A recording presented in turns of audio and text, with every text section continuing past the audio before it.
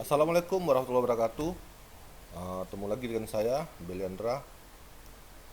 Sekarang kita akan belajar materi kelas 11 dengan tema COVID-19.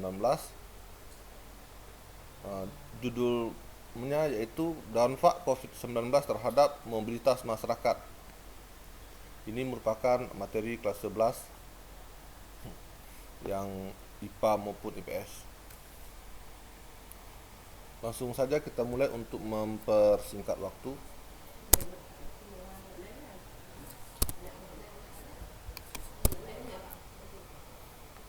Oke, pertama kita pahami dulu konsep mobilitas. Mobilitas secara umum diartikan sebagai pergerakan sosial yang terjadi di tengah-tengah masyarakat, baik secara material maupun non material. Artinya seperti ini. Mobilitas itu sebuah pergerakan yang ada di tengah-tengah masyarakat. Jika kita bicara secara materialnya fisik, artinya subjek yang melakukannya berpindah satu tempat ke tempat yang lainnya. Sedangkan non material itu bersifat seperti status, dia dulu miskin sekarang kaya, dia dulu kaya sekarang miskin, atau naik status maupun turun status. Nah, itu disebut dengan pergerakan sosial secara non material.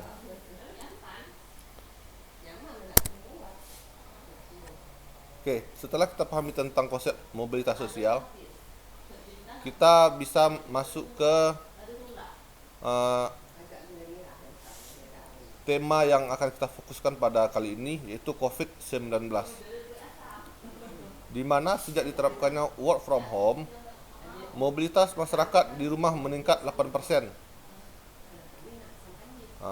Ini merupakan data yang bersumber dari BPS per bulan April. Sementara mobilitas mereka di tempat kerja berkurang 15%. Artinya apa di sini? Selama work from home atau kerja di rumah diterapkan, pergerakan masyarakat yang ada di rumah, artinya mereka bermain dengan keluarga, mereka bisa meluangkan waktu untuk anak-anaknya yang selama ini sibuk di kantor, itu meningkat. Sementara mobilitas mereka di tempat kerja, seperti mereka dari pagi kemudian pergi tempat kerja, kemudian kegiatan aktivitas di kantor, itu berkurang sebanyak 15% semenjak work from home diterapkan. Kenapa? Karena orang bisa bekerja dari rumah, seperti ngirim email, membuat catatan, serta menggunakan dengan berbasis aplikasi. Dan setelah ditambah dengan kebijakan PSBB, artinya pembatasan sosial berskala besar, mobilitas masyarakat di rumah meningkat 34%. Dan sebaliknya mobilitas di tempat kerja anjlok hingga 73%.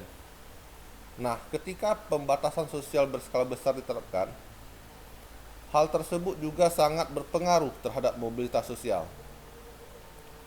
Waktu bersama keluarga lebih banyak, dan ketika dia pergi keluar, dia merasa terbatasi. Kenapa? Karena itu dilarang, dibatasi pergerakan kecuali untuk keperluan konsumsi. Ada aparat TNI, ada aparat kepolisian, ada aparat Satpol PP yang mengamankan agar mereka tidak keluar dari rumah. Ini bertujuan untuk mengantisipasi perkembangan COVID-19. Nah, selain itu, penggunaan transportasi umum juga menurun.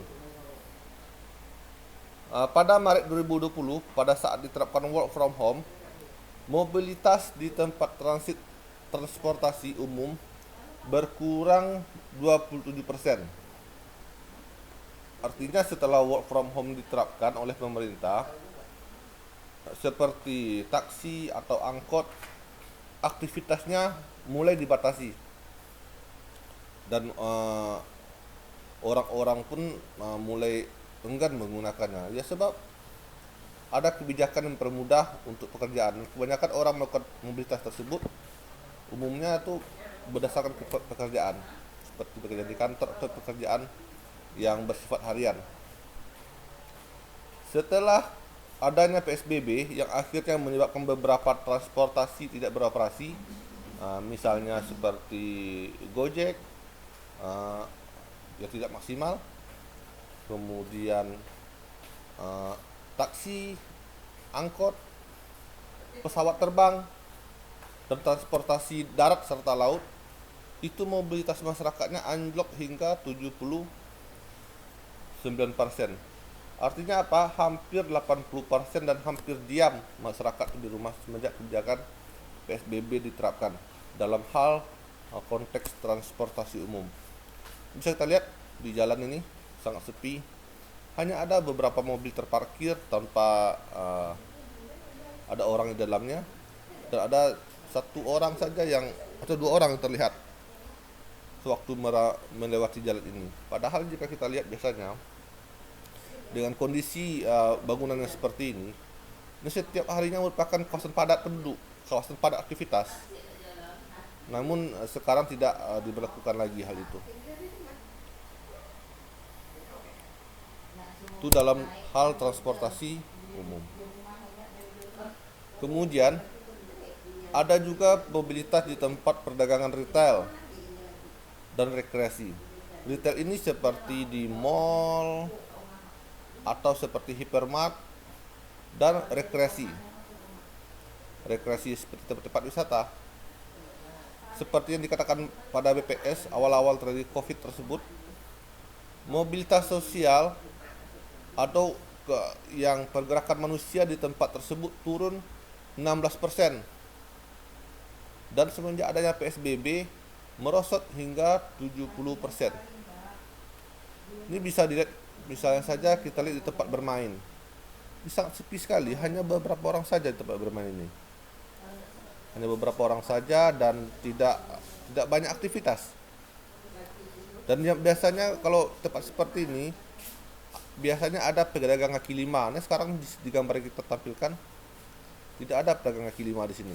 Artinya pure hanya orang-orang yang beraktivitas penting saja seperti satpam atau penjaga taman atau yang pihak keamanan yang bertujuan untuk mengurangi kegiatan di lokasi tersebut. Demikian juga aktivitas manusia di taman juga berkurang 23% saat work from home dan turun menjadi 61 semenjak PSBB. Dan tidak hanya di taman atau tempat rekreasi, kita juga bisa melihat pola berbeda pada mobilitas sosial di tempat belanja kebutuhan sehari-hari. Mall misalnya. Sekarang mall sangat sepi sekali pengunjungnya.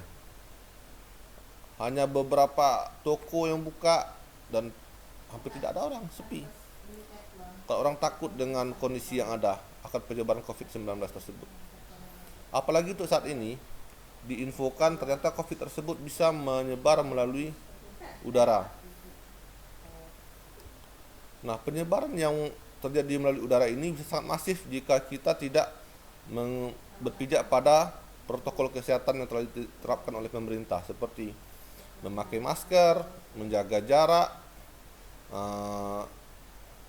mengurangi aktivitas di luar rumah, dan kalau perlu pakai APD, alat pelindung diri, jika kita berada di fasilitas kesehatan seperti puskesmas atau rumah sakit.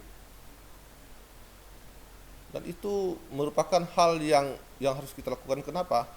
Karena kita menjaga agar jangan sampai kita sebagai pembawa dari virus tersebut, khususnya pada orang-orang terdekat kita seperti keluarga, dan juga anak-anak atau istri atau orang tua atau lain sebagainya. Nah, makanya ketika nyampe di rumah, kita disarankan untuk selalu membersihkan diri, seperti mencuci tangan atau mandi jika bisa, jika kita lama beraktivitas di luar. Nah, mungkin untuk tahap pertama segitu dulu materi kita. Nanti kita lanjutkan pada materi berikutnya pada bagian kedua. Bye. Assalamualaikum.